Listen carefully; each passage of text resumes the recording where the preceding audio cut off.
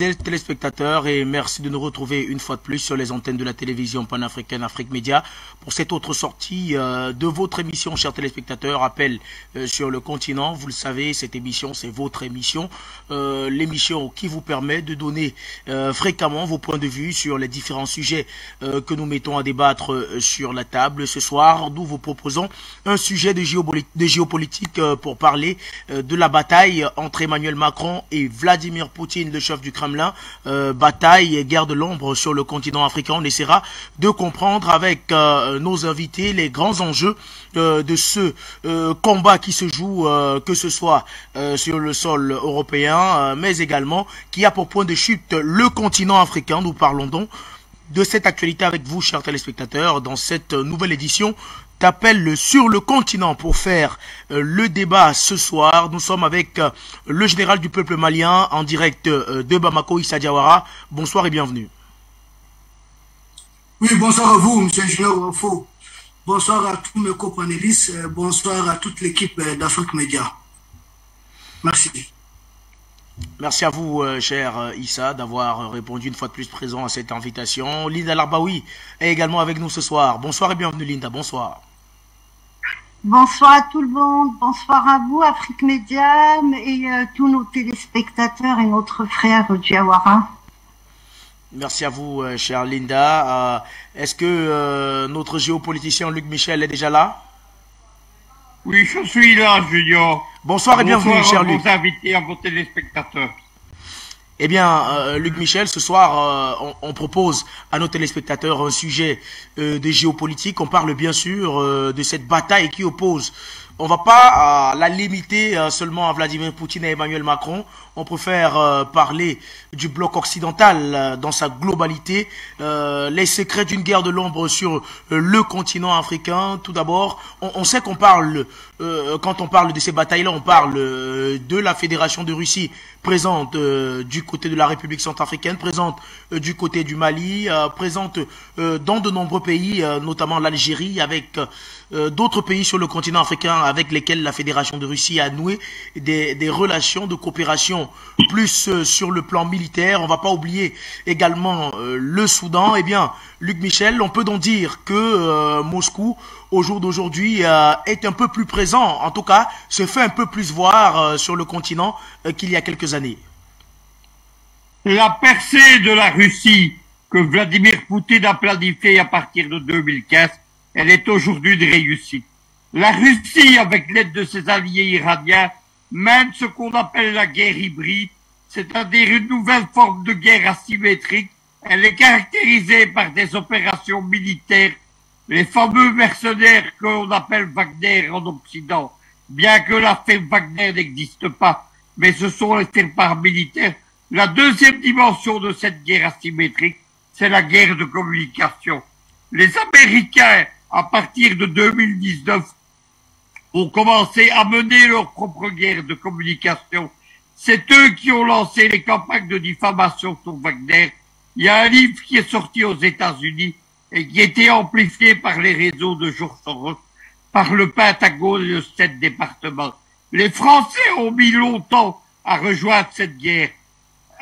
Quand éclate le push de Bozizé contre Touadéra en Centrafrique en janvier 2020, les Français reprennent la propagande américaine, ils s'emparent du thème de Wagner et notamment des hebdomadaires comme Marianne ou Jeune Afrique lancent une guerre de communication contre la Russie.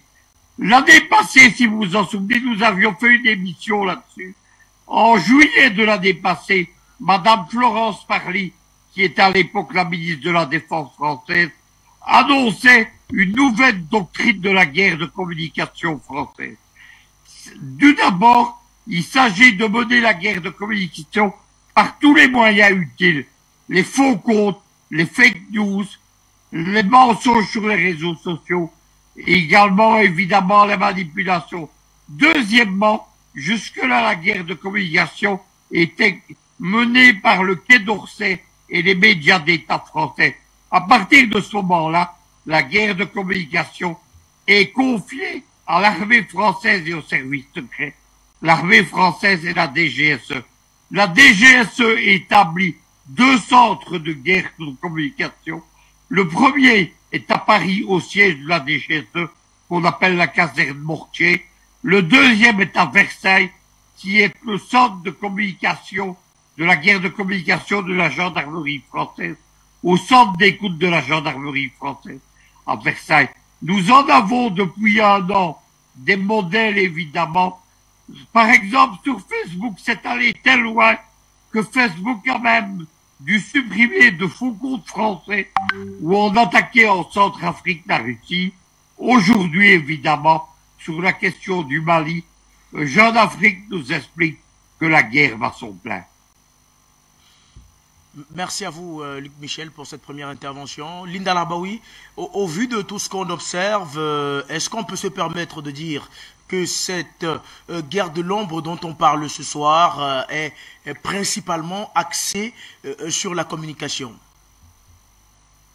Non, pas du tout. La guerre, ce que j'appelle moi une guerre secrète. La guerre secrète n'a pas démarré au Mali il y a 10 ans. Hein. Elle a démarré bien avant ça. La preuve que Monsieur Modibo Keïta n'a pas été jusqu'au bout et puis on connaît comme la fin qu'il a eue. Donc elle a commencé bien loin. La France n'a jamais voulu quitter le Sahel et elle a jamais non plus compté quitter le Sahel, et puis rester au Sahel, c'était l'objectif.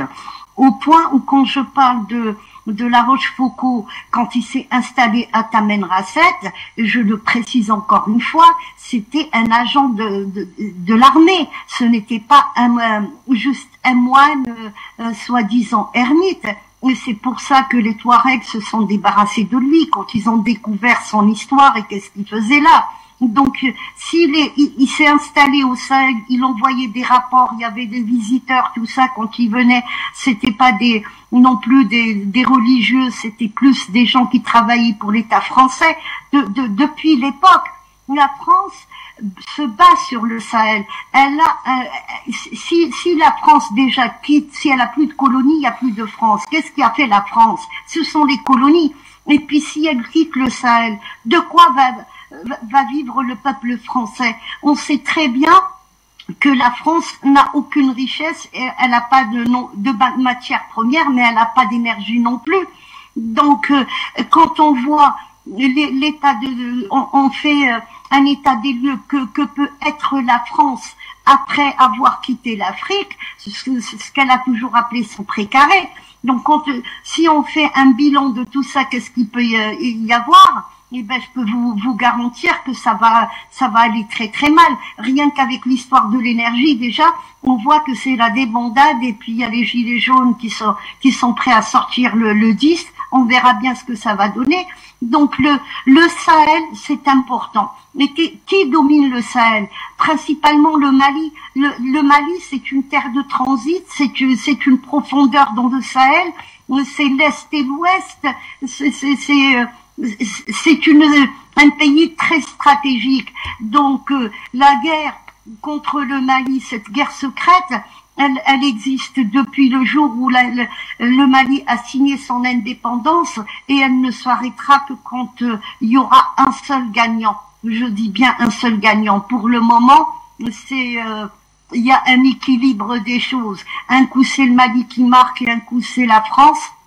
Mais je connais la suite parce que je pense que tous les pays du Sahel se sont décidés à en finir une fois pour toutes avec le néocolonialisme.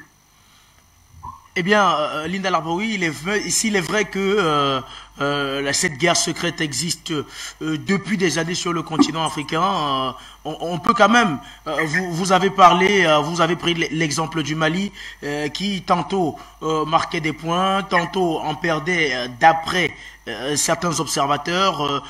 Tous ces points pris et ces points perdus, ils sont bien sûr pris et perdus sur le volet de la communication. On va pas le nier, c'est à coup de communiquer que les autorités maliennes ont fait face à la CEDEAO CEDEAO. C'est à coup de communiquer que les autorités maliennes ont fait face à la France. C'est à coup de communiquer que ces mêmes autorités ont fait face aux accusations de plusieurs partenaires, entre guillemets, qui accusaient les forces armées maliennes de massacrer des civils. C'est également à coup de communiquer que de l'autre côté, on a répondu. On est obligé de reconnaître, Linda Larbaoui, que la communication occupe une place primordiale dans cette guerre de l'ombre qu'on observe aujourd'hui. Bien sûr. Et on remarquera que dans le précaré français, il y a quand même France Télécom qui est très puissante. Hein. Donc, si vous faites quoi que ce soit sur Twitter ou sur Facebook ou sur la France, vous serez sanctionné. Ça, c'est sûr. Il faut parler aussi de ce côté-là de la communication. Et d'un autre côté, ce sont des militaires qui ont pris le pouvoir. Sûrement que dans la communication, ils ont pas tout. Je dis pas qu'ils sont pas compétents, mais ils ont pas la compétence de la France, parce que dans la communication, il y a aussi tous ces fake news, tous ces les faux comptes. Il y a énormément de choses. Je peux en parler depuis maintenant bientôt 4 ans qu'on est dans le Hirak, parce que le Hirak ne s'est pas arrêté. Le Hirak, c'est une pensée. Voilà, il y a eu les manifs, maintenant il n'y a plus de manifs, maintenant on est passé à autre chose. Et justement, dans mon groupe, j'avais partagé ça sur quelques groupes maliens. Maintenant, on s'attaque au Mali. Mais il y a une chose que j'insiste dessus. Le Mali actuellement, quand je dis actuellement, c'est peut-être depuis 2 ans, il y a un soutien extraordinaire de toute cette presse indépendante arabe et tous dans les réseaux sociaux, tous ces influenceurs. Je vous assure qu'il y a un soutien extraordinaire au Mali. Alors, rien que hier, il y avait 3 lives et chaque live durait plus d'1 heure, justement pour sensibiliser les gens à la cause malienne. Donc, ils ont quand même un soutien. Leur message est arrivé. Et quand je dis leur message, je parle du peuple et de ceux qui sont au pouvoir actuellement. Et tiens, il y a Monsieur Lamamra qui est au Mali aujourd'hui. Je ne sais pas si vous le savez, je vous ai envoyé un petit message tout à l'heure. Certainement qu'il va y avoir des avancées par rapport à cette guerre secrète. Mais il y a une chose aussi que je peux dire à nos amis maliens. Il n'y a pas, avant la visite de Macron en Algérie, il y a le chef d'état-major Chendriha qui a dit « Nous avons vaincu le terrorisme seul ». Je parle du peuple algérien. On était délaissé par tout ce qui est pays de l'Union européenne, par les États-Unis, par le Canada. Tout le monde nous a fermé les consulats, les ambassades, on nous a laissés seuls. Donc ça, Monsieur Chendriha l'a rappelé. Par contre, le Mali et nos amis maliens, ils ont beaucoup de chance, justement, qu'il y a des gens comme moi qui sensibilisent. Il y a l'Algérie qui a il y a pas mal d'archives et puis ils ont cette aide. Donc, et depuis 2001, on parle pas du terrorisme de la même manière comme on en parlait dans les années 90. Dans les années 90, c'était l'opération Qui tue qui et c'était l'armée algérienne qui tuait, comme on a essayé de faire avec le Mali aussi. Donc, il y a une avancée et puis il y a un soutien des populations, la population mauritanienne, la population aussi tunisienne. On est près du Mali, mais ils se rendent peut-être pas compte parce que les gens parlent pas arabe, mais moi je peux vous jurer qu'il y a un soutien extraordinaire de la part de pas mal de peuples, et puis il y a pas mal de choses qui se passent sur les réseaux sociaux pour que leurs paroles arrivent. Et je pense que ça les a aidés énormément, même par rapport à l'OTAN ou par rapport, parce que la démocratie qu'ils veulent nous instaurer, qui veulent nous imposer en Afrique, elle ne convient ni aux Maliens, ni aux Camerounais, ni aux Soudanais, ni aux Tunisiens. Donc, c'est pour ça qu'on essaie d'être mobilisés. Et puis, il faut qu'on soit tous solidaires et mobilisés pour qu'on puisse avancer et puis que le Mali sorte de cette crise. Prenons donc la direction de Bamako pour retrouver le général du peuple malien, Issa Diawara. Cher Issa, il faut dire que la communication elle n'était pas inexistante autant pour moi, mais depuis l'arrivée des 5 colonels de Bamako, comme on aime à les appeler, au pouvoir, la communication a pris une place très importante, et étant donné que le Mali représente l'un des symboles de cette guerre d'influence des grandes puissances sur le continent africain, il faut dire, Issa Diawara, pour parler de cette communication-là, que le peuple malien a eu fort à faire avec la fabrique de fake news produite constamment pour essayer de déstabiliser les institutions maliennes. Ok, merci. Permettez-moi de saluer les deux aînés, Linda et Luc Michel. Oui, la communication est très importante. Le Mali est peut-être en train de montrer la meilleure façon de vaincre l'impérialisme français occidental au monde entier. Il ne s'agit pas seulement de poser des actes, il s'agit surtout de communiquer, de montrer aux yeux du monde leurs crimes, ce qu'ils sont en train de poser comme actes cruels, tous les génocides qu'ils sont en train d'orchestrer contre les différents peuples d'Afrique. Donc c'est une nouvelle méthodologie de la lutte contre l'impérialisme occidental que le Mali est en train de montrer au monde entier. C'est pourquoi, dès votre introduction, quand vous avez parlé de cette opposition, cette offensive entre Poutine et Macron en Afrique, il n'y a pas de bras de fer entre Poutine et Macron. Il y a des bras de fer entre Macron et le colonel Assimi Goïta. Macron ne vaut même pas Poutine à la cheville. Il y a un bras de fer, bien sûr, entre le président Poutine et le président Joe Biden. Mais ce qui se passe en Afrique aujourd'hui, c'est un champ de bataille entre, aujourd'hui, le colonel Assimi Goïta et ce président français qu'on appelle Emmanuel Macron. Sur tout le plan, vous allez voir les stratégies développées. D'ailleurs, la tournée de Macron en Afrique, c'est pourquoi regardez de l'autre côté. Vous avez un ministre des Affaires étrangères de la Russie qui est venu en tournée et non le président Vladimir Poutine. Donc c'est Macron qui est venu, qui a crié, qui a fait des bruits un peu partout, mais pour quel résultat? Au final, presque aucun résultat. La stratégie développée par le Mali, c'est quoi? Vous savez, la France a lancé cette offensive, selon elle, sur le Mali, parce que la France est déjà présente au Mali, contrairement à la Russie qui est en train de gagner du terrain. Donc la France est peut-être sur le mode, est au mode défensif. La France n'est pas à l'offensive. Donc, dans ce mode défensif, la France a lancé peut-être ce qu'on appelle des attaques préventives, en quoi faisant? Non seulement déstabilisant la Libye, et pour justifier sa présence militaire. Parce que la France n'était présente, il faut le reconnaître, seulement au Sénégal, au Gabon, à Côte d'Ivoire et au Djibouti. Au Burkina, c'était une présence très infime. Mais il a failli déstabiliser la Libye pour permettre à la France et à l'OTAN de se planter dans tous les Sahel. Et la France avait réussi à s'implanter au Mali, non seulement à s'implanter au Mali, mais à mener toutes les forces spéciales européennes ici au Mali, même y compris les forces de la Grande-Bretagne qui pourtant se sont retirées et de l'Union européenne. Donc, à déployer toutes les forces européennes au Mali, expérimenter tout ce qu'ils ont à faire, préparer leur guerre contre la Russie, cette déstabilisation de l'Ukraine, c'était déjà préparé. Donc, il fallait être au Mali. On dit le Mali a appelé la France en 2012.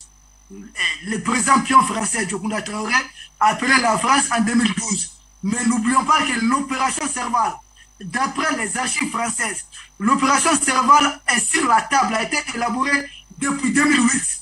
Donc depuis 4 ans bien avant, 3 ans bien avant l'assassinat de Kadhafi, l'opération Serval a été déjà planifiée. Donc la France, pour la France, il fallait déstabiliser les Sahel, justifier leur présence ici, et du Sahel, déstabiliser le golfe de Guinée, justifier leur présence, et ainsi de suite jusqu'en Afrique centrale. Mais la Russie vient proposer autre chose. Là où la France ne nous arme pas, là où la France fait imposer l'embargo sur des armes pour des pays qui sont en guerre, la Russie vient nous proposer quoi? La fin de ces embargos sur les armes. La Russie vient nous proposer, en tout cas, la vente des matériels de combat. Aujourd'hui, que ce soit le Mali, la Centrafrique, nous avions de combat. Nous avons des avions de combat. Beaucoup d'autres pays africains sont tentés par cette coopération avec la Russie. Sur le plan économique, qu'est-ce que la France propose? La France nous propose de rester dans l'ancienne formule. C'est-à-dire quoi? Nous avons toujours les mêmes enfants. L'enfant s'appelait Paul, dorénavant il va s'appeler Jean. La monnaie s'appelait CFA, dorénavant on va appeler la monnaie ECO. mais le contenu, c'est toujours la même chose. La Russie propose de commercer directement avec les États africains à partir de leur monnaie locale. Donc la Russie veut contribuer bien sûr à dédollariser l'Afrique, à dédollariser le monde. Donc quand vous prenez sur tous les points, même au niveau diplomatique, aujourd'hui, toujours c'est la France qui est en train de porter des résolutions contre les États africains. N'oubliez pas que là où la France doit être incriminée, à la grande surprise du monde entier, hier la France a fait passer une résolution pour condamner injustement encore les autorités du Mali. Donc, pour prolonger encore une année de plus des sanctions contre les autorités du Mali, les empêcher de voyager tout simplement. Parce que si les autorités du Mali voyagent, il y aura beaucoup de Mali en Afrique. Si les autorités du Mali voyagent, nous savons ce que nous devons dire aux autres. Nous avons les preuves et nous pouvons convaincre les autres à quitter le bloc de la France. Donc pour la France et pour l'ONU, il faut obliger les dirigeants du Mali à rester au Mali, que les dirigeants du Mali ne parviennent pas à voyager, hormis simplement le ministre des Affaires étrangères, Abdoulaye Diop. Mais il faut tout faire pour empêcher une tournée africaine des 5 colonels du Mali. Mais jusqu'à quand? C'est mal connaître les 5 colonels. Je pense que nous sommes en train de gagner, nous sommes en train de marquer les pas. Aujourd'hui, les peuples africains soutiennent ce combat panafricain porté par le Mali contre la France. Il y a un pays aujourd'hui qui est accusé, qui est sur le banc des accusés, c'est bien sûr la France. Et nous attendons toujours impatiemment que le Conseil de sécurité se saisisse de ces dossiers. Nous attendons toujours que nous soit communiqué cette date de réunion, le jour où la France sera humiliée devant le monde entier. Donc il n'y a pas match entre la France et la Russie en Afrique, non. Il y a un match entre l'Afrique qui se libère contre la France qui veut rester esclavagiste en Afrique. C'est de cela qu'il est question. Et l'Afrique qui se libère est portée aujourd'hui par l'axe Goïta, le colonel Doumbia en Guinée, et du côté de l'Algérie. C'est un axe qui est en train de s'élargir. Et nous attendons la venue au pouvoir. Et Ousmane Sonko, et du côté de la Côte d'Ivoire en 2025, nous attendons des choses et nous avons des informations. Peut-être que Damifa va essayer de bouger ou à défaut, nous pouvons avoir une neutralité de son côté. Les choses bougent en faveur de l'Afrique qui se libère et les choses bougent contre la France qui malheureusement n'a pas autre chose à proposer. Merci.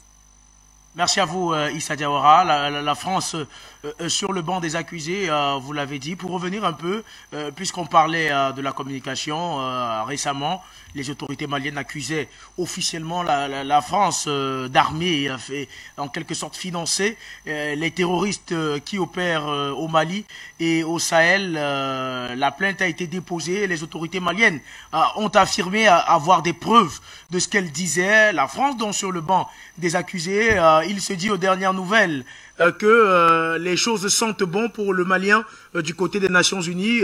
Qu'en est-il exactement, Issa Diawara? Oui, d'après les indiscrétions, on dit qu'il doit y avoir une réunion, mais nous attendons. Tant que ce n'est pas officiel, nous ne pouvons pas aujourd'hui commenter les indiscrétions, nous ne pouvons pas commenter les rumeurs. Mais ce qui est sûr, ce que je peux vous confirmer, ce que je peux confirmer à l'Afrique, c'est que le Mali a des preuves solides. Vous savez, depuis que le pion de la France était à la tête du Mali, le président Ibeka, les villageois du Mali, beaucoup qui habitent les villages et autres, donnaient des informations qu'il y a des avions, des hélicoptères qui atterrissaient en pleine nuit, venaient débarquer des gens. Mais ils ne pouvaient pas approcher ces appareils, ne pouvaient pas les identifier. Et c'est à ce même moment, les endroits indiqués étaient les endroits les plus déstabilisés. Aujourd'hui, je vous dis, je vous assure, le Mali a des preuves solides. Il y a des militaires français, nous avons des preuves que non seulement la France est derrière les terroristes, la France les arme, nous avons toutes ces preuves. Nous avons des preuves que des légionnaires français ont participé au combat aux côtés des terroristes. Nous avons des preuves que c'est la France qui ravitaille entièrement ces terroristes. Et nous avons des preuves, pas plus qu'avant-hier, lors de combats encore dans la zone de Tessit, qui est frontalière, en tout cas au Burkina et au Niger. Et quand le convoi des terroristes qui a quitté le Niger pour venir et que le Mali, avec nos avions, que beaucoup ont dit des avions d'entraînement, bien sûr l'armée malienne s'est entraînée sur les terroristes. Il y a eu beaucoup de morts. Les terroristes ont eu peur des frappes des avions. Donc ils ont abandonné les blessés sur place. C'est Médecins sans frontières, manipulé par la France, qui est venu évacuer les blessés. Aujourd'hui, c'est un bras de fer entre le Mali et Médecins sans frontières. Ça, c'est d'une source très sûre. Donc, nous avons toutes les preuves que, bien sûr, c'est la France qui est derrière ces terroristes. Mais nous, Maliens lambda, sans être dans les renseignements, nous le savons. Nous savons qu'il y a beaucoup de légionnaires français qui sont déjà blessés au combat. Parce que nous vous avons dit que les terroristes sont en manque d'effectifs. Quand vous voyez maintenant les attaques là, diminuer autres là, ils sont en manque d'effectifs. Et pas plus qu'une semaine, Bazoum a fait libérer beaucoup de terroristes de Boko Haram de ces prisons pour justifier quoi? Bazoum dit qu'il veut la paix, la stabilité avec les terroristes. Au même moment, quand Ibeka ici a voulu discuter avec les terroristes, la France avait dit non, qu'il n'y a pas de négociation avec les terroristes. Mais aujourd'hui, Bazoum libère les terroristes au nom de la paix et ces terroristes sont ceux qui convergent vers le Mali. Mais je vous dis confiance. La même façon que la Russie, que Poutine est en train d'écraser tous les ultranationalistes d'Europe en Ukraine, la même chose, nous allons écraser tous ces djihadistes, tous ces terroristes ici au Mali, nous allons les écraser. Nous allons les broyer lentement. Qu'ils continuent à les libérer de prison. Aujourd'hui, nous avons des djihadistes qui proviennent même jusqu'à du Ghana. Nous sommes sereins, nous allons les écraser petit à petit. Le Conseil de sécurité, que ce Conseil se réunisse ou pas, ça ne va rien changer à la donne militaire. Donc comprenez qu'il y a plusieurs volets. Ce qui se passe au Conseil de sécurité, c'est juste confronter la France aux preuves et une fois de plus, donner un peu du vent à l'Union africaine ou que les Africains voient davantage le vrai visage de l'Union africaine qui sera contrainte de demander le départ de toutes les forces françaises de l'Afrique. C'est cette bataille qui se joue du côté du Conseil de sécurité. Ce qui se joue là-bas, il s'agit de faire retirer toutes les bases françaises de l'Afrique. C'est cette bataille qui se joue là-bas. Et ici sur le terrain, la bataille qui se joue, il s'agit pour nous d'écraser toutes les forces du mal que la France est en train d'entraîner aujourd'hui au Niger, aujourd'hui en Côte d'Ivoire. Tous les terroristes entraînés par la France, nous devons les écraser. Donc, il y a plusieurs volets. Le volet économique a déjà échoué. Ça, c'était les sanctions de la CEDEAO. 6 mois, le Mali a survécu. Nous tenons bon. Merci. Merci à vous également, cher Issa Diawara. On va donc à présent reprendre la direction de Bruxelles pour retrouver notre géopoliticien Luc Michel et continuer de parler du volet communication dans cette guerre en quelque sorte froide, guerre de l'ombre qui existe entre les deux blocs au jour d'aujourd'hui. Luc Michel, on le disait, le Mali est l'un des symboles de ces affrontements géopolitiques sur le continent africain entre le bloc occidental et Moscou. En ce qui concerne l'affaire les preuves dont disposent les autorités maliennes, les preuves flagrantes d'après elles de l'implication, de la participation de la France dans le terrorisme au Mali et au Sahel. Pourquoi au jour d'aujourd'hui, du côté du Conseil de sécurité de l'ONU, on n'observe pas un grand chamboulement? Parce qu'il faut dire que ce dont les autorités maliennes accusent la France, c'est suffisamment grave pour créer une sorte de tsunami au Conseil de sécurité. Pourquoi, jusqu'au jour d'aujourd'hui, on n'observe pas ce tsunami-là? Parce que le Conseil de sécurité, depuis 2015-2016, il est neutralisé par la Russie et la Chine. D'un côté, il y a les Russes et les Chinois, avec leurs alliés de ce qu'on appelait jadis le tiers-monde. De l'autre côté, il y a la Grande-Bretagne, la France et les États-Unis, qui tentent évidemment de manipuler les Nations Unies et qui contrôlent tout le reste des Nations Unies, comme le montre le cas de l'Ukraine ces dernières semaines. Et évidemment, les Occidentaux ne veulent pas que le Mali puisse venir mettre la France et probablement les Américains en accusation devant l'opinion publique mondiale. Mais je voudrais qu'on revienne au sujet de ce soir. On est en train d'opérer une confusion entre la guerre secrète et la guerre de communication. Depuis les débuts, depuis 60 ans, les services secrets, les coups d'État, les forces spéciales sont au cœur de la France-Afrique. Lorsque l'historien de la France-Afrique, Jean-Pierre Batte, écrit son livre sur les années Focard, il appelle son livre « La fabrique des barbouzes ». Le titre est significatif. Mais à partir de 2017-2018, les Russes puis les Iraniens apportent une nouvelle forme de guerre qu'on appelle la guerre hybride en Afrique. Au cœur de cette guerre hybride, il n'y a pas du tout la guerre secrète, il y a la guerre de communication. Cette guerre de communication, elle vise au contrôle de l'opinion publique et des médias.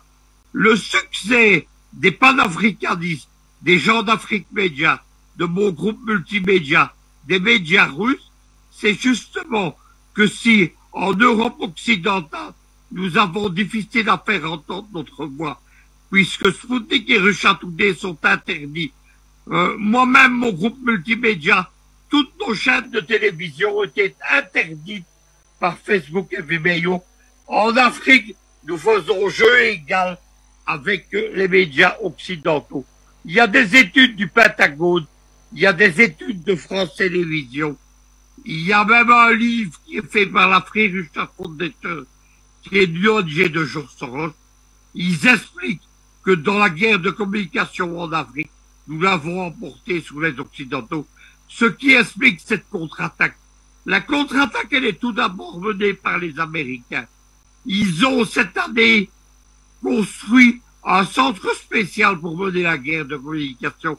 Il s'appelle le Global Engagement Center, le centre pour l'engagement global, qui est un terme militaire.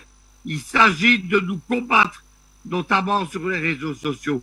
Les Français viennent parasiter, c'est la troisième partie, ils viennent parasiter ces opérations américaines, parce que le but des Américains, c'est d'éjecter les Français du Sahel, c'est d'américaniser la guerre du Sahel, et les Français, évidemment, ne veulent pas quitter le Sahel.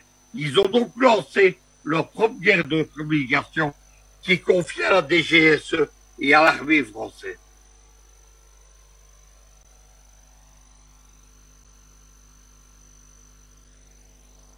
Pour retrouver nos téléspectateurs qui souhaitent participer à cette émission. Nous sommes au standard avec notre ami Delphin Mouipundu qui nous appelle du Burundi, qui nous a rejoint et est le premier téléspectateur à nous rejoindre ce soir. Bonsoir et bienvenue Delphin, bonsoir.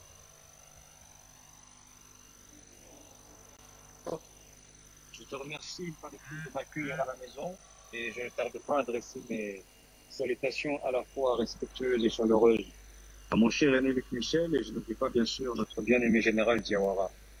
Écoutez, comme d'habitude, j'épouse toutes ces analyses qui viennent d'être proposées par les invités. Je vais simplement appuyer sur un point sur lequel ils ont dit un certain nombre de choses. Et d'ailleurs, j'en parle par moment avec notre ami Diawara en off.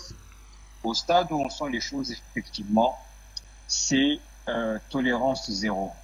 Tous ces agités du bocal sur le territoire malien qui persistent, qui s'acharnent à faire vivre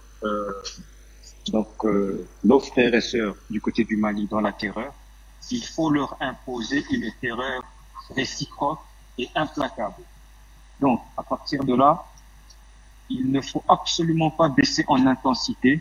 C'est triste parce que ça reste des enfants d'Afrique, mais ils ont choisi leur camp. Donc, il faut répondre au feu par le feu. Vous savez tous que je suis originaire du Burundi, donc ça ne vous étonnera pas. C'est comme ça que nous fonctionnons au Burundi.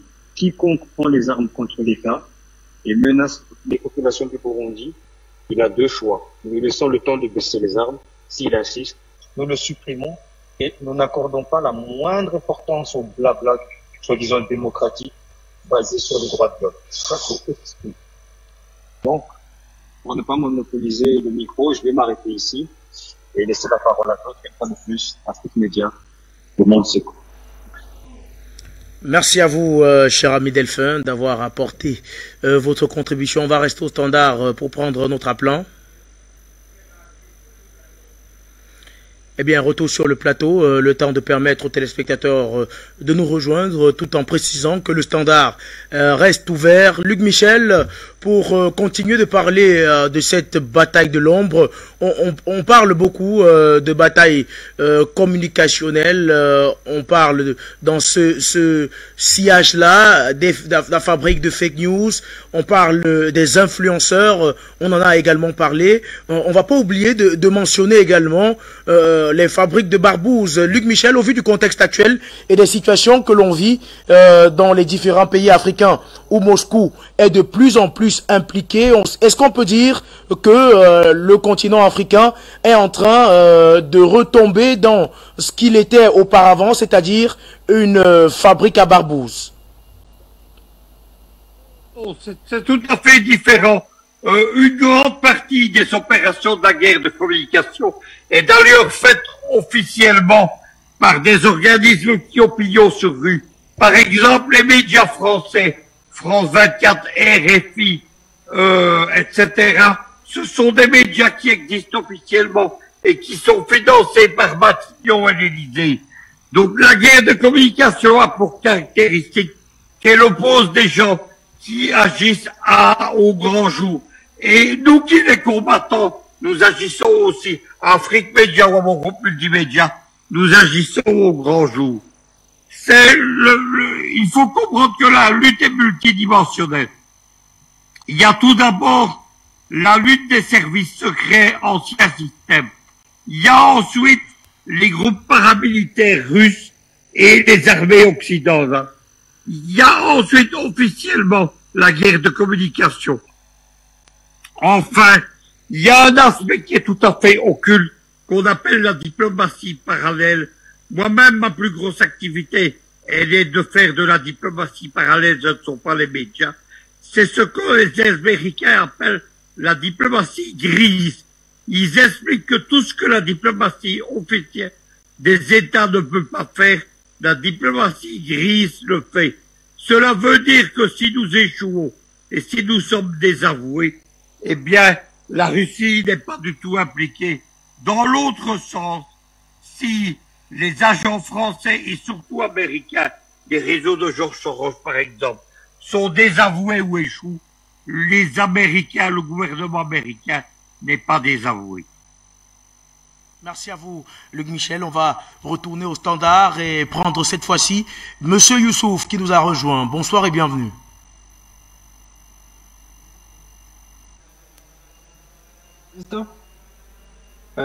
Bonsoir. Bonsoir, monsieur le général Diawara. Bonsoir aux patriotes, aux panafricains, monsieur Luc Michel. Bonsoir à tous les téléspectateurs d'Afrique Média. Monsieur Ndoum, monsieur le journaliste, excusez-moi du nom, de cocher votre nom. La France est aux abois. La France est aux abois. Les panafricanistes ont mis la France à nu, ont déshabillé la France. Et le Mali, le Mali veut juste mettre à nu la France qu'on a déshabillée, un État qui parraine, sponsorise le terroriste au Sahel et partout en Afrique. Ce qu'est en train de faire le Mali, c'est vraiment salutaire. Si on avait vraiment des patriotes à la tête des États africains, si on avait vraiment des gens qui se soucient un tout petit peu du devenir du continent africain, ils allaient se gripper derrière le Mali, ils allaient être derrière le Mali pour pouvoir porter à bout cette plainte du Mali au niveau au niveau de l'ONU. Mais, comme nous savons tous, nous avons des patrons, nous avons des chefs d'État vassaux, des sous-préfets. Ce sont des sous-préfets, ils n'en valent même pas un peu la peine. Ces chefs d'État nous font honte. C'est-à-dire, ils font honte à toute l'humanité. Ils ne méritent même pas d'être appelés chefs d'État. Ce sont des bandits. On ne sait même pas par quel mécanisme ces gens sont arrivés au pouvoir. Regarde comment ils nous souillent. Ils veulent par là démontrer que le Mali est en train de mentir. Ils veulent là, ils se taisent tous pour dire que le Mali est en train de mentir. Alors que le Mali dit vrai. Ça fait 10 ans qu'Afrique Média est en train de dire à haute voix que le terrorisme, l'Occident, c'est le parrain du terrorisme. C'est eux qui parrainent le terrorisme. Sans le terrorisme, ils ne peuvent pas vous piller. Comment peuvent-ils vous piller s'il n'y a pas de Riduc, s'il n'y a pas de l'insécurité? Est-ce que c'est difficile à comprendre? Moi, je n'ai pas trop fréquenté. Je n'ai pas fait les grandes écoles. Mais est-ce que c'est difficile à comprendre que comment les gens peuvent vous piller s'il n'y a pas d'insécurité, s'il y a un État fort? Ils ne peuvent pas vous piller. Et quand il n'y a pas d'État fort, comme il y a l'insécurité, c'est très facile de vous piller. Mais nos chefs d'État font des sommets, de faux sommets. Ils font des sommets pour parler du terrorisme. Il faut qu'ils parlent du terroriste. Il faut qu'ils parlent des terroristes. Ils sont là pour nous parler du terrorisme, de la lutte contre le terrorisme, la lutte contre les terroristes. Là, alors qu'on sait qui parraine, on sait qui arme, on sait qui finance, qui renseigne les terroristes. C'est l'État français, c'est l'Occident. On dirait comme ça, c'est l'Occident, c'est eux. Mais nos chefs d'État, les gars, vraiment ça fait honte. Et nous disons à nos frères maliens des bons. Mali, les Maliens tenaient bon. L'Afrique va se réveiller. Un jour ou l'autre, nous allons vaincre ces gens. On va les vaincre. Et monsieur le journaliste, je m'arrête ici. Je vous dis bonne continuité et bonnes émissions à tous. Merci. Merci à vous également, monsieur Youssouf, d'avoir tenu à apporter votre contribution. On va prendre la direction des États-Unis pour retrouver notre ami Jean. Bonsoir et bienvenue, Jean. Bonsoir. Bonsoir, Junior. Vous m'entendez? On vous reçoit, Jean, on vous reçoit. Merci, parce que mon retour n'est pas tellement clair. Donc, merci, je vous salue. Je salue votre bravoure, votre détermination. Vous ne perdez pas le temps chez Afrique Média en faisant cette émission chaque fois. Vous participez ainsi à cette édification de la population africaine. Nous sommes tous appelés à cela. Chacun apporte sa pierre à l'édifice. Et nous saluons Luc Michel, Linda, et puis Général Issa Nwara, et tous ceux qui écoutent Afrique Média. Du courage à vous. Et Junior, n'oubliez pas, quand nous disons chaque fois que nous sommes en guerre, nous sommes en guerre. Ça, il faudrait qu'on prenne conscience. Hein. Nous disons, nous sommes en guerre. Et à la guerre, tout est permis. Parce que l'ennemi ne pense pas que cette guerre aurait lieu. Parce que la France a sécurisé tout en Afrique. Junior, n'oubliez pas ça. La France a colonisé le cerveau de beaucoup d'intellectuels africains. Vous vous souvenez de tous les sommets, récemment Montpellier et autres. La France, même spirituellement, a recruté beaucoup d'Africains dans la franc-maçonnerie qui obéit au maître qui est le maître de la loge française. Je vous dis souvent, la loge française est la branche la plus difficile, la plus dure, sanguinaire. Je dis bien sanguinaire au monde. Et la loge anglaise, elles ne sont pas... Mais la loge française est la plus sanguinaire. Malgré toute cette sécurisation de la France, avec le franc CFA, avec... vous voyez, regardez par exemple nos soi-disant politiciens opposants. Quand il y a un problème, où est-ce qu'ils s'en vont? Là, en France. Donc, ils ont leur économie, ils ont leur banque, ils ont leurs enfants qui fréquentent en France. Qu'est-ce que vous voulez que c'est la France? Il y a quoi au fils? Il y a un bruit là, je n'entends pas. Ils ont brûlé. Ils sont en train de brûler ou bien quoi? Je n'entends pas.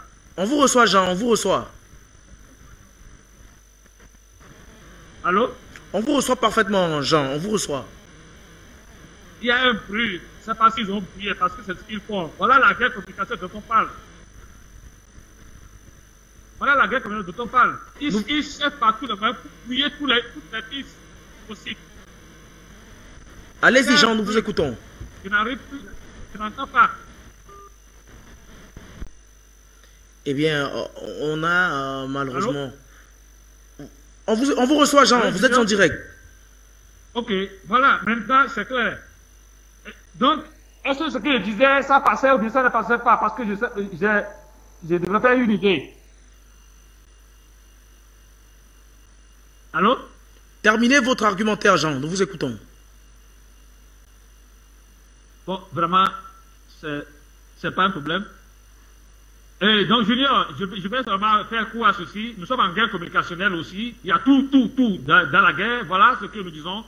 On bloque par tous les moyens. Sur Facebook, on avait accès sans avoir le compte d'écouter Afrique Média et les autres. Maintenant, tout est bloqué. Si vous dites qu'il n'y a pas de... La guerre, c'est la guerre. Parce que la France ne pensait pas qu'on devait arriver à ce point. Mais elle doit payer, je vous dis. Elle doit rendre la gorge. Tout ce qu'elle a avalé de l'Afrique, elle doit le vomir, quels que soient les combats. Elle a les bases militaires en Afrique implantées partout. Elle pense avaler l'Afrique, mais c'est elle qui sera avalée parce qu'elle est une petite brebis devant l'Afrique. Elle n'a pas l'autorité ni le droit de pouvoir avaler l'Afrique. C'est elle qui sera avalée. Elle va vomir tout ce qu'elle a avalé aux Africains. Comme ils sont en train de brouiller les pistes, je m'arrête là, je ne vais pas trop tarder parce qu'il y a trop de bruit dans mon émission. Allez, bye. Merci à vous, cher Jean, d'avoir apporté votre contribution. On va revenir sur le continent africain et prendre la direction de la Côte d'Ivoire pour retrouver Madame Cissé qui nous a rejoint également. Bonsoir et bienvenue. Bonsoir, Junior Wafo. Bonsoir à Luc Michel. Bonsoir à mon frère Jean. Et bonsoir à Linda. Et bonsoir au Issa Diawara.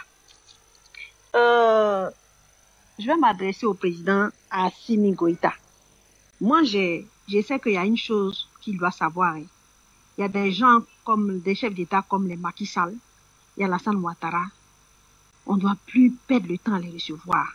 C'est des gens, ils ont vendu leur âme à l'Occident, à la France particulièrement, et ils en sont fiers, ils le revendiquent.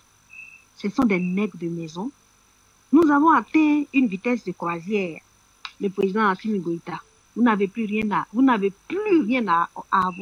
obtenir avec ces gens-là. Je sais une chose, le dossier que vous avez en béton, que vous avez contre la France, c'est ça qui va sauver l'Afrique. Nous sommes nombreux sur la terre. Nous sommes nombreux. En Afrique, il y a beaucoup de chefs d'État en Afrique de l'Ouest particulièrement. Mais c'est vous que Dieu a choisi pour libérer l'Afrique de ce joug-là, ce joug de la France, ce joug même de l'ONU, ce joug de l'impérialisme, ce joug des Occidentaux. Je pense que c'est vous que le Seigneur a choisi, Dieu a choisi. Mais qu'avez-vous à attendre de Macky Sall? Les dirigeants sénégalais, c'est leur propre, c'est leur nature. Tous les dirigeants sénégalais n'ont rien apporté à l'Afrique en général. Hein.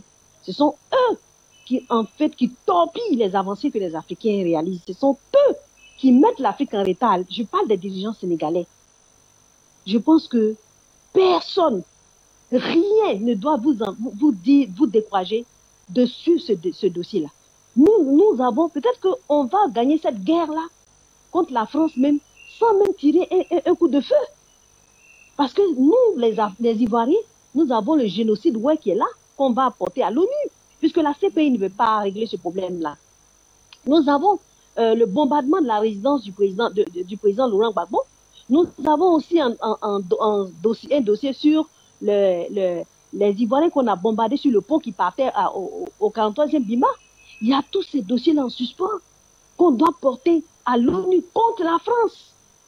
Et tous les soutiens de la France, l'ONU même, avec tous ces démembrements, toutes ces institutions criminelles, toutes ces institutions, les ONG des droits de l'homme vont couler.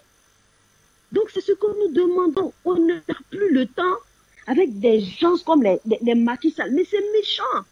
Demande Macky Sall, si vraiment il est médiateur d'après lui, qu'il demande la libération des prisonniers politiques ici depuis gens qui coupissent dans les geôles de Dramane Ouattara, qu'il donne aussi la libération de Chérif Balé, puisque d'après lui, c'est un médiateur.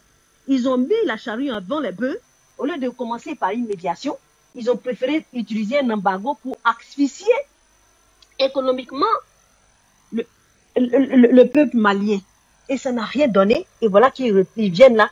En fait, on parle de diplomatie. Sachez que la diplomatie, Assimi Goïta, je vous apprends rien, c'est de l'hypocrisie. Et le Macky Sall, c'est un hypocrite. Ce sont des hypocrites. Le président ghanéen, ils sont hypocrites. Quand Joya s'est ajouté, Amdalo s'est ajouté, sont des hypocrites, des nègres de service au service de la France. Des esclaves de la France se complaisent là-dedans. Des gens qui ont été lobotomisés comme des islamistes, lobotomisés. pour détruire l'Afrique. Merci, Junior Wafo. Merci à vous également, Madame Cissé. On va rester au standard pour prendre peut-être un dernier téléspectateur. Eh bien, retournons sur le plateau pour retrouver nos invités et sortir de cette émission très bientôt. Eh bien, Linda Larbaoui, je me tourne vers vous.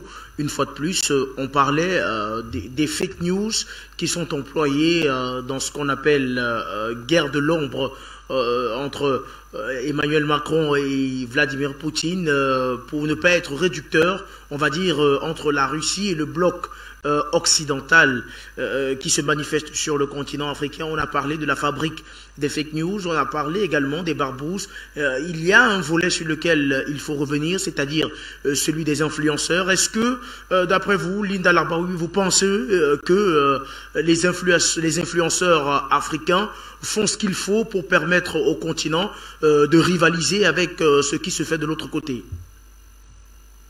Malheureusement, avec Internet qui n'est pas très puissante, il y a aussi le savoir-faire. Réellement, c'est pas pour me jeter des fleurs ou quoi que ce soit. Je vois la différence du travail qu'il y a en Algérie, par exemple, en Tunisie aussi, même en Libye, et ce qui se fait dans le reste de l'Afrique. Et à part l'Afrique du Sud, il y a quand même il y a un manque de savoir-faire, et puis des fois on va balancer des choses qui sont pas très utiles et qui n'ont rien à voir avec le combat. C'est ça, il faut le souligner. Maintenant, par rapport aux influenceurs, encore une fois, peut-être que nos amis maliens ne se rendent pas compte, mais il y a un véritable travail qui est fait par des Africains de l'Afrique du Nord, par exemple. Il y a même des opposants marocains, des véritables opposants, qui se sont ralliés à cette cause. Et il y a une prise de conscience générale qui s'est généralisée, même par rapport aussi à une chose qui est en train de se développer depuis quelques mois, par exemple, en Arabie Saoudite. Ils sont beaucoup sur Twitter. Et le fait que les Maliens sont majoritairement musulmans, eh ben ils sont sensibles. Je ne parle pas des wahhabites, je parle de gens corrects, tranquilles, qui n'ont rien à voir avec le terrorisme. Au contraire, ils dénoncent le terrorisme. Donc il y a tout un combat qui se fait, et pour faire arriver leur voix. Parce que il y a une prise de conscience. Le combat malien, c'est vrai que c'est un combat africain. La carte géographique du Mali fait qu'ils sont au centre, et c'est une terre de passage de plusieurs ethnies, plusieurs tribus. Donc, il est important quand même de se sentir concerné par ce combat. Encore plus des gens comme moi, parce que il y a 1370 kilomètres, 1370 kilomètres de frontière entre le Mali et l'Algérie. C'est une frontière très très lourde. Et puis dans la guerre, justement, je vais revenir à la guerre, cette guerre secrète, cette guerre fantôme. Eh ben, il n'y a pas que le terrorisme.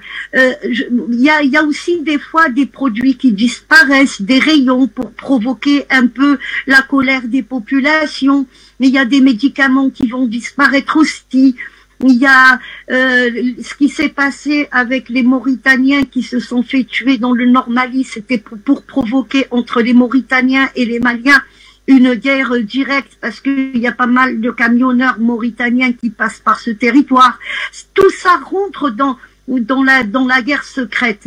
Et il y a aussi, on aura remarqué que la guerre a repris en Libye. À quel moment elle a repris? C'est au moment où il y avait tout le gouvernement français en Algérie, avec le chef de la DGSE. Ce soir-là, les combats qui reprennent en Libye. Mais là, quand j'ai déjà expliqué, quand on a touché et on a armé les Libyens, c'est Bamako qui est la cible. Ça fait partie de la guerre secrète.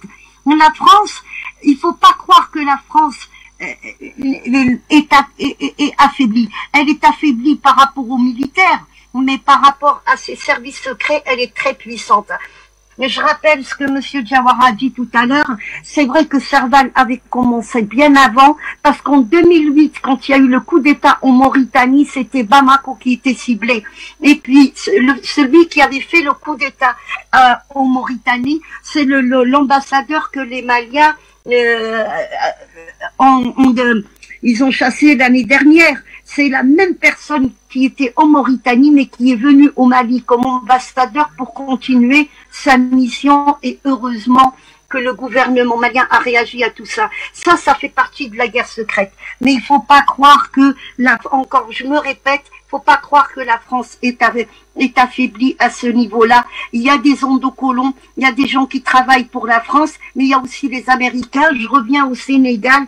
Faut faire très attention. Le Sénégal, Haute-Port, en 2000, ils ont fait leur réunion là-bas. Il y a eu beaucoup de recrutements. Haute-Port, Popovic, tout ça, c'est pas n'importe qui.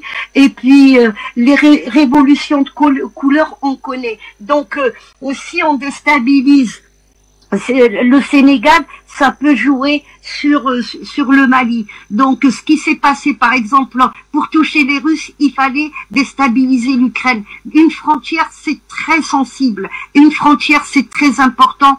Donc, essayez d'y aller doucement. Et si vous n'avez pas des éléments, surtout, n'avancez pas. C'est la seule chose que je peux dire à nos amis sénégalais et nos amis maliens aussi. Haute-Port est très présente au Sénégal. Linda Larbaoui, on reprend la direction de Bamako pour retrouver Issa Diawara. Eh bien, cher Issa, s'il faut reconnaître que la France a déjà perdu beaucoup de batailles sur le continent africain, notamment au Mali, on va reprendre les propos de Linda Larbaoui. L'heure est quand même toujours à la vigilance. Monsieur Junior Wofo, moi je n'aime pas entrer dans les termes savants. Moi j'aime parler des choses, en tout cas de façon la plus simple possible. Et je sais pas, guerre secrète, guerre de communication, guerre comme ça. La France fait la guerre à l'Afrique depuis la colonisation. Et cela n'a jamais cessé. Que les choses soient très claires. Maintenant, il y a quelle guerre secrète à présent au moment où le Mali détient sans doute certains militaires français, où le Mali a des preuves que la France collabore avec des terroristes. Il y a quoi de secret dans ça? On n'est plus dans les secrets. Il y a quoi de secret quand le Mali a eu des preuves, et tout le monde entier a eu des preuves que c'est Macron qui a instrumentalisé la CEDEAO pour sanctionner le Mali. C'est Macron même qui l'a dit que je vais appeler le président du Ghana. On n'est plus dans les secrets. C'est vrai, de 60 jusqu'à là, la France s'est cachée, elle était dans une position secrète. Mais aujourd'hui, en 2022, les agissements de la France ne sont pas, en tout cas, des secrets pour n'importe quel Africain. N'importe quel citoyen africain aujourd'hui sait ce que la France est en train de faire à l'Afrique. Nous savons c'est quoi les CFA. Nous savons que les CFA, c'est une guerre économique contre nous, pour nous empêcher d'atteindre, d'équilibrer notre développement, en tout cas sur le plan économique, avec la France et avec les autres pays du monde. Parce que l'Afrique, c'est une crainte. Vu que les matières premières que l'Afrique détient, si l'Afrique parvient à se hausser à un certain niveau avec certains pays, mais c'est la fin de l'Occident. Donc, il faut tout faire. C'est la guerre qui est faite en Afrique. Et ça n'a jamais cessé. Sur d'autres plans. Même s'il s'agit, nous savons que l'Afrique, c'est le continent qui a beaucoup plus de jeunes. Mais aujourd'hui, qu'est-ce qui n'est pas fait pour nous décimer? Les planifications familiales, planning ou quoi là, tout est là aujourd'hui, où nos sœurs ont des fibromes et autres. Ils sont là en train de faire la guerre en Afrique. La guerre, elle n'est pas cachée. C'est une guerre qui est ouverte. Nous avons vu comment on a fait inoculer le virus du sida aux enfants libyens ici. Comment certains laboratoires occidentaux ont inoculé des maladies aux enfants du Nigeria. Donc la guerre n'est pas secrète, elle est ouverte, mais c'est nous, Africains, parce qu'autrefois, nos canaux d'information, c'était bien sûr, comme l'a dit Luc Michel, c'était RFI, c'était France 24, c'était Africain numéro 1, c'était Jeune Afrique jusqu'à présent. Jeune Afrique porte le nom de l'Afrique, mais en fait, c'était un organisme qui appartient aux Français. Mais on a fait baptiser cela Jeune Afrique. Comme si l'Afrique est tout un jeune. Au lieu de mettre grande Afrique, on met Jeune Afrique. Il y a tout le respect dans ça. Partout, sur tout le front, ces gens-là nous font la guerre. Même sur le plan historique. Ils ont cassé toutes nos réalités, notre histoire. Mais on nous a volé notre histoire. Nous sommes aujourd'hui en train de la reconstituer. Je salue tous les chercheurs africains aujourd'hui, à commencer par Cheikh Anta Diop, qui veulent aujourd'hui rétablir la vérité des faits. Tout a été effacé, parce que je le dis qu'il y a eu deux types de colonisation. Peut-être en Afrique du Nord, dans les pays maghrébins, ce qu'on appelle les pays arabes et autres, il a été question d'une colonisation politique, d'une colonisation administrative et autres. Mais en Afrique subsaharienne, il a été question de formater l'homme noir, détruire nos cultures, détruire nos langues, tout. C'est pourquoi aujourd'hui, en Afrique du Nord, vous avez l'arabe qui est parlé, mais en Afrique noire, nous avons encore les langues de la colonisation qui sont encore nos langues officielles. Il a été question ici de détruire complètement l'homme noir et sa culture, l'homme noir et son histoire. Tout a été fait pour nous formater, nous. Donc la guerre n'a jamais cessé. Maintenant, secrète ou pas, ça dépend de quelle connotation on donne à cela. Mais pour moi, l'Europe, l'Occident n'a jamais cessé de faire la guerre à l'Afrique. Même quand nous avons été aidés la France dans ces guerres mondiales, même nous étions ce qu'on appelle des chairs à canon. Des chairs à canon, ça veut dire quoi? C'est nous qui étions devant les troupes. Donc, nous étions censés servir d'abord des chairs au canon allemand. C'est ce qui s'est passé. Mais la guerre là n'a jamais cessé. L'Occident a toujours fait la guerre à l'Afrique.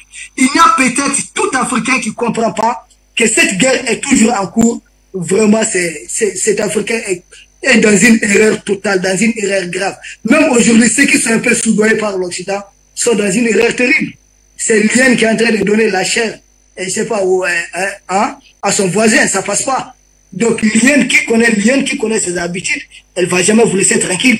L'Occident a besoin de l'Afrique. L'Occident se nourrit du sang des Africains. L'Occident se nourrit de l'Afrique. L'Occident existe. L'Occident est respecté par ce monde-là au niveau de toutes leurs instances-là. Parce que l'Afrique est là, c'est parce que l'Afrique est maintenue dans une précarité extrême.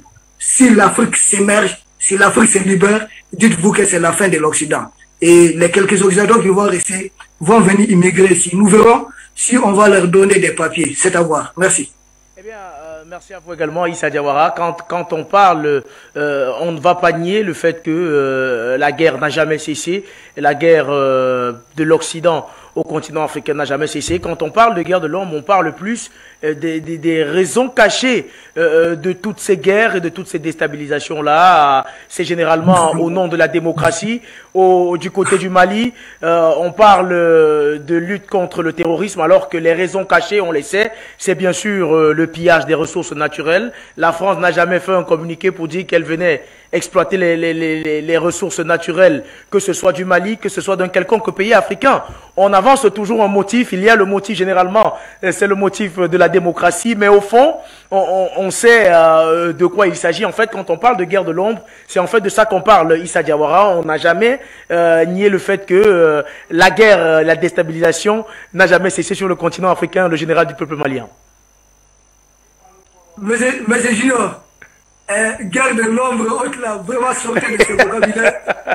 C'est une guerre qui est en cours contre l'Afrique. Et quand on vient vous imposer la démocratie, Junior, moi je viens chez vous.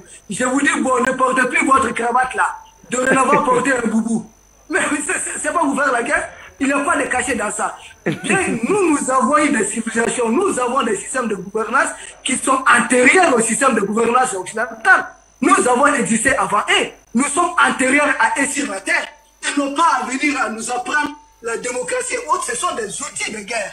Maintenant, dans les écoles occidentales que nous avons ici, dans les écoles de stratégie que nous avons sur place, nous pouvons bien sûr dire à l'opinion africaine que ça c'est une guerre de l'homme et que la guerre ouverte c'est celle-là. La guerre ouverte, en réalité, quand on parle d'une guerre, une guerre c'est tout un ensemble. Dans une guerre, il y a les renseignements, il y a la désinformation, il y a ce qui se passe, ce que vous appelez guerre de l'homme, il y a ce que vous allez voir en surface, ce qui est superficiel, ce qui est dans la structure profonde. Quand on parle d'une guerre, c'est toute une somme, c'est tout un ensemble. Il y a la politique de la terre brûlée. Essayez d'affamer ce peuple pour l'avoir avec vous. Donc quand on parle d'une guerre, c'est tout un ensemble. Nous n'allons pas entrer dans tous ces détails, mais en réalité, une guerre est une guerre. Qu'elle soit de l'ombre ou qu'elle soit du soleil, c'est une guerre. Merci.